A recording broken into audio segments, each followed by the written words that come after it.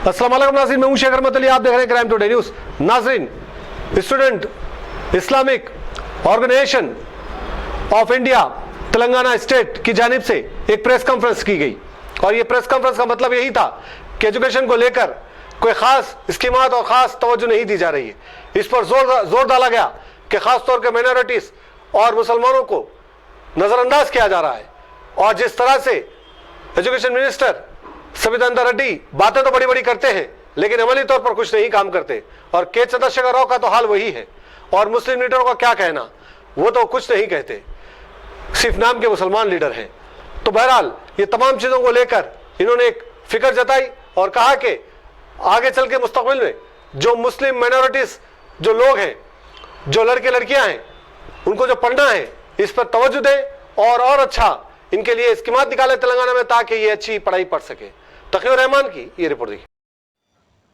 अस्सलाम वालेकुम रहमतुल्लाहि व बरकातुहू। पिछले 40 ईयर्स से Student Islamic Organisation of India मुल्क भर में तलवार नौजवानों की हमजहत इर्तिखा के सिलसिले में कोशिश करती रही है और उसका एक बहुत बड़ा मैदान जिसके अंदर वो काम करती है वो एजुकेशन और एजुकेशनल इंस्टीट्यूशन से तालीम और तालीमी इदारे और तालीम की जो सूरत हाल मुल्क भर में और हमारी रियासत में ख़ुद है, उस सिलसिले में अगर हम थोड़ा तज्जिया करें तो मालूम होता है कि हालत बिल्कुल अबतर है।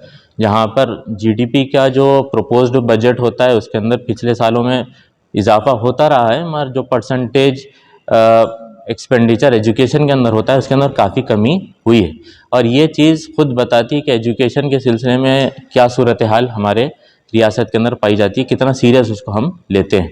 जब तेलंगाना का फॉर्मेशन हुआ तो 2014 और 15 के अंदर जो बजट प्रपोज हुआ था उसका तकरीबन 10.89% एजुकेशन के वास्ते मुख्तस किया गया था और उसमें से कितना एक्सपेंडिचर हुआ वो एक बहुत बड़ा सवाल है।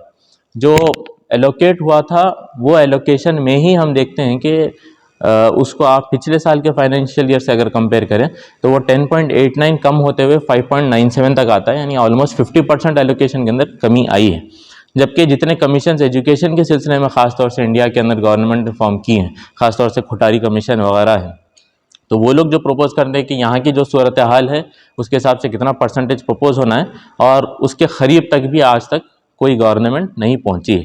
तो हमारे बहुत बड़े डिमांड्स के अंदर से एक डिमांड तो ये है कि ये जो टोटल एलोकेशन बजट का होता है एजुकेशन के लिए उसके अंदर इजाफा हो और वो इजाफा एक बहुत बड़ा इंडिकेटर है कि एजुकेशन को कितना हम सीरियस लेते हैं। तो एजुकेशन के अंदर ज़्यादा बजट एलोकेट होगा तो एजुकेशनल एडवांसमेंट्स होंगे, एजुकेशन के अंदर अगर बेहतरी होगी तो जो डेवलपमेंट का हम ख्वाब देखते हैं वो वाकई में ताबीर हो सकता है। एजुकेशन का एक ऐसा मैदान है जहाँ पर जब कोई बजट एलोकेट होता है तो ज़रूरी नहीं है कि उसके फ्रूट्स इमीडिएटली नज़र आएँ। एजुकेशन एक बहुत बड़ा प्रोसेस है, बेसिकली एक बीज डालना है और वो बीज को एक बड़ा झाड़ बनते हुए, बड़ा पेड़ बनते हुए देखना है। ये बेसिकली एजुकेशन है। इमीडिएटली कुछ रिजल्ट्स नज़र नहीं आएंगे, मगर अगर उसके अंदर एलोकेशन होता है तो बताता है कि कितना बड़ा विजन गवर्नमेंट देखती है। वो सिर्फ अपने नेक्स्ट इलेक्शन तक का विजन देखती है या एक लॉन्ग टर्म विजन हमारे रियासत का देखती है। तो वो विजन भी हम डिमांड करते हैं कि एक लॉन्ग टर्म विजन हो और उस विजन को देखते हुए एक बजट का जो एलोकेशन एजुकेशन के लिए होता है उसके अंदर काफ़ी इजाफा होना चाहिए। जो स्लोगन्स दिए जाते हैं बंगारू तेलंगाना वगैरह के, मगर आज तक हम देखते हैं कि सिर्फ गोल्ड कोटिंग की बात होती है, सिर्फ दिखावे की बातें होती है, मगर अंदर से बिल्कुल खोटा है। तो जब हम बंगारू तेलंगाना की डिमांड को फिर वही आवाज़ को उठाते हैं तो बेसिकली हम ये बात कहते हैं कि हम इन एंड आउट पूरा गोल्ड चाहते हैं और वो एजुकेशन से ही हो सकता है। एजुकेशन के अंदर जब एलोकेशन होगा, एजुकेशन के अंदर भी मुख्तलिफ डोमेन्स है उसमें एलोकेशन होगा और वहाँ से फंड्स कहीं और डाइवर्ट नहीं होंगे तो हम एक रोशन मुस्तकबिल यहाँ के लोगों के लिए देख सकते हैं। तो ये जो पूरा बजट के रिकमेंडेशंस हम बनाए हैं और जहाँ पर हम यहाँ पर प्रेस मीट में मुखातिब कर रहे हैं वहीं पर हमारा कैडर अभी फील्ड पे बिज़ी है, मुख्तलिफ MLAs और मिनिस्टर्स तक पहुँच के उनके सामने रिकमेंडेशंस वो रख रहे हैं। ये पूरे रिकमेंडेशंस को अगर ब्रॉडली हम बांटें तो 9 डोमेन्स के अंदर वो बजट है, 14 पॉइंट्स उसके अंदर है। उसको एक सरसरी तौर पे मैं आपके सामने रख देता हूँ। सुधीर कमीशन जब तेलंगाना फॉर्म हुआ तो सुधीर कमीशन के बहुत सारे सर्वेस हुए, उसकी रिपोर्ट्स आए और उसके अंदर भी उसके रिकमेंडेशंस थे और इससे पहले बहुत पहले सचर कमेटी की रिपोर्ट थी और उसके रिकमेंडेशंस थे। उसको सामने रखते हुए बहुत सारे पॉइंट्स को भी अख्ज़ किए गए हैं कि एक सूरत हाल हमारे सामने बिल्कुल वाज़ेह है।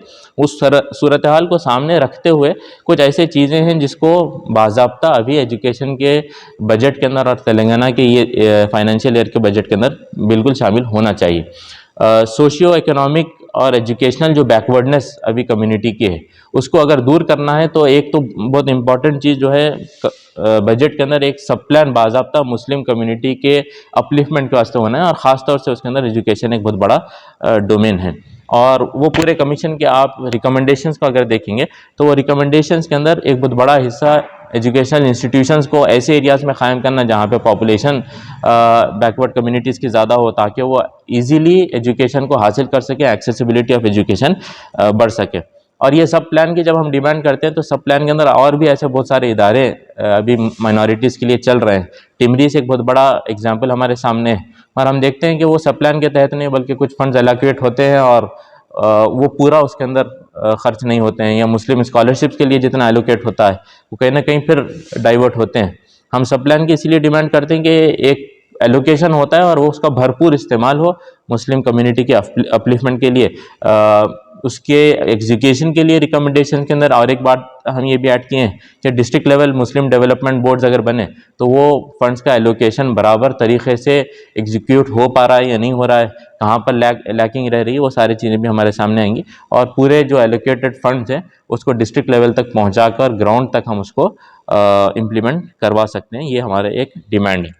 बड़ा डिमांड है कि कोविड के सिलसिले के अंदर आप देखते हैं कि कोविड के अंदर तो बहुत सारे फैमिली जो मिडिल क्लास के अंदर पाए जाते थे वो लोग भी अभी मिडिल क्लास कहलाने के काबिल नहीं रहे।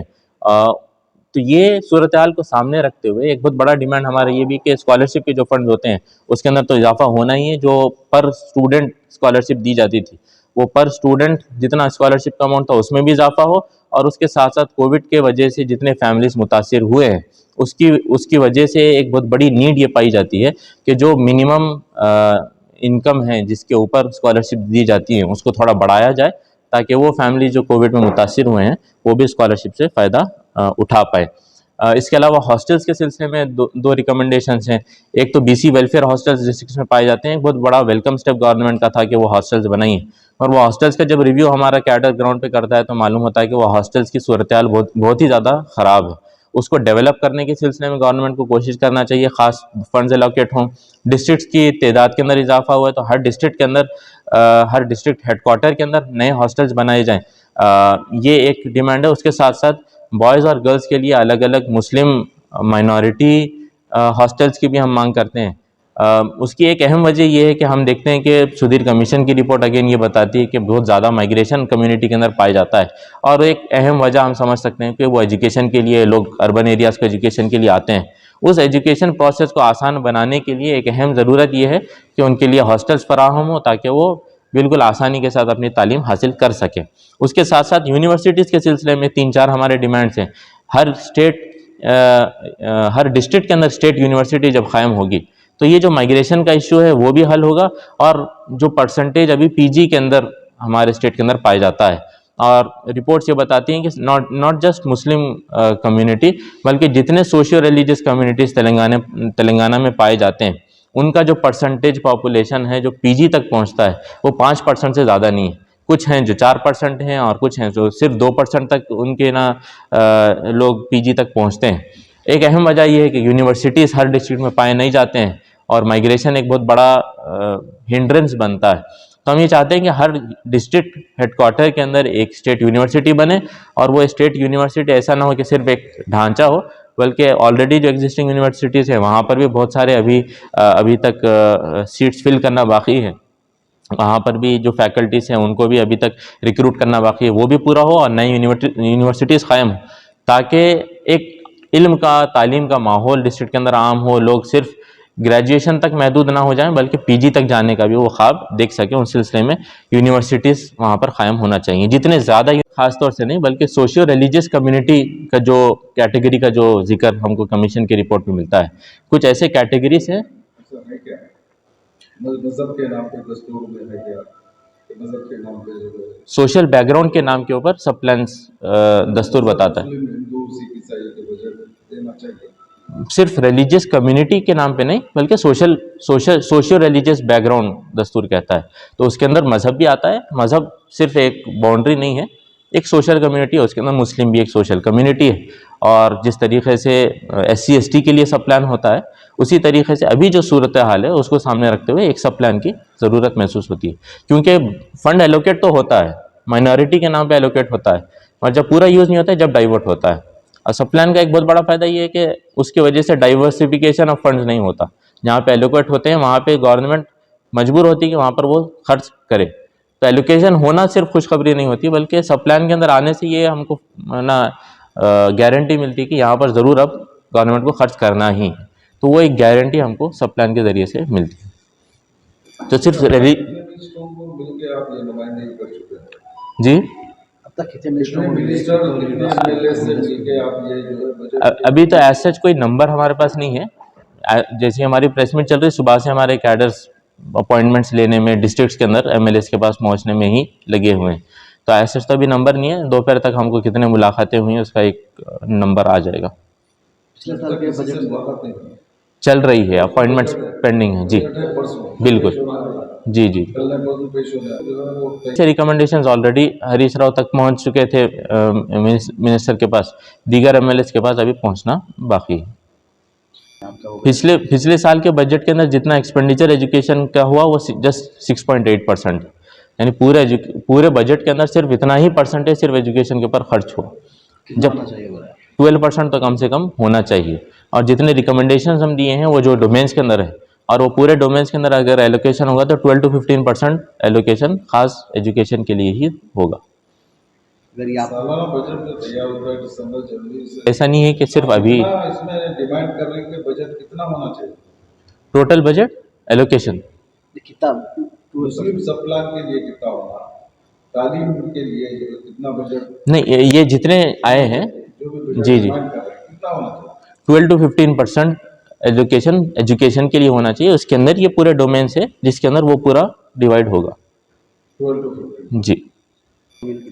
कुछ रिकमेंडेशंस खास माइनॉरिटी के लिए है, मगर ब्रॉडरली आप पूरे रिकमेंडेशंस को देखेंगे तो सिर्फ एजुकेशन के लिए है।